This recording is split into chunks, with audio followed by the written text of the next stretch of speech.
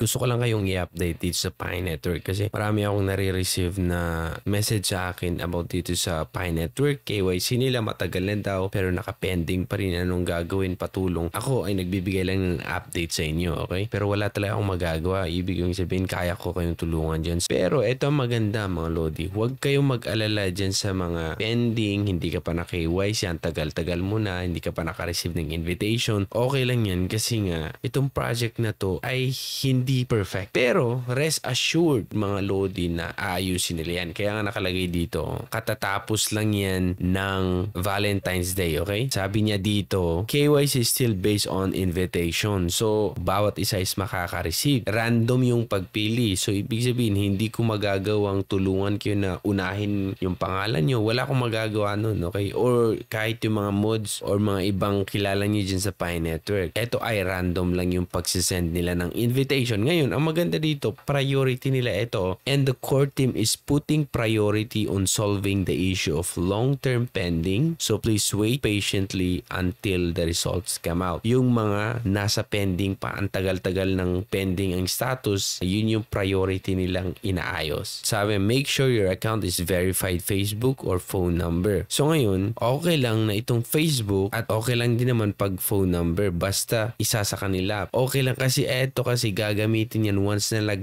out ka or mag-transfer ka sa kung sakaling sa bagong phone, pwede kang mag-login gamit ang Facebook mo or phone number mo. Kahit isa sa kanila, okay na yun. Okay, wag nyo nang problemahin na naman kung hindi kayo makakonect dito sa phone number. May mga iba na hindi makapag-verify ng kanilang phone number. Hindi ko alam kung anong reason nyo, pero kailangan talaga ng load para ma-verify nyo yung phone number nyo. Okay? Okay lang din naman pag dalawa. So makita mo dito, eto ay sa chat room dun sa Pi Network. Ngayon nakalagay, Nicholas, dear sir, my KYC pending last 1 year. I raised complaint also but no response if KYC accept or rejected. Please inform to minors. But it only is showing pending. I verified my phone number and Facebook also, sir. Please check and rectify the issue. Inutusan itong si Nicholas na ayusin yung issue. Siyempre, nag-reply naman si Dr. Nicholas. Okay? Sa tingin niya siguro hindi na siya ma-verify. Pero dahil sa frustration niya siguro, ayan, nag-send na siya ng message kay Nicholas. Eto si Nicholas nag-reply. Toya, we want to solve this issue before open mainnet. Thanks for your patience. Okay? Bago mag-open mainnet, resolve na to. Hindi basta-basta mag-open mainnet mga Lodi. Tapos di pa na-resolve yung mga issue ng mga ganito or wala pang naki-KYC, konti pa lang. They make sure lahat ng mga pioneers ay dumaan sa KYC bago na talaga nila i-open mainnet. Okay? Meron pa siyang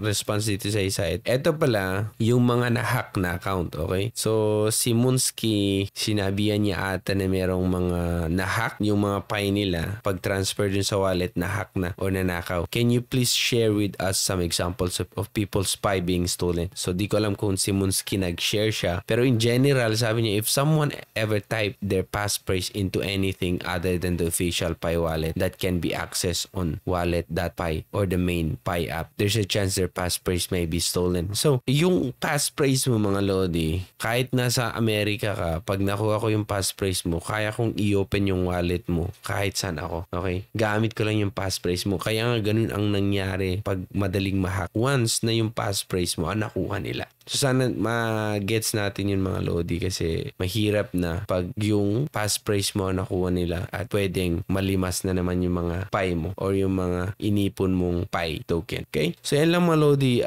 Babala lang sa ating lahat. Huwag nyo basta-basta kung saan nilalagay yung mga passphrase nyo. Okay? Maraming salamat. At yan lang ang update natin sa Pi Network. Kung may mga bagong update, siguradong mag-update ako sa inyo mga Lodi. Pero ngayon, eto muna ay para sa mga frustrated na hindi makapag KYC. Okay lang yan. Ibig sabihin, kung wala, okay lang. Open after 24 hours, check nyo. Sabay tap. Pag wala, okay lang. Until such time na merong mag-pop up or ma-resolve nila ito. Okay? So, wag nyo masyadong seryosoin o dibdibin yung hindi kayo maki-KYC.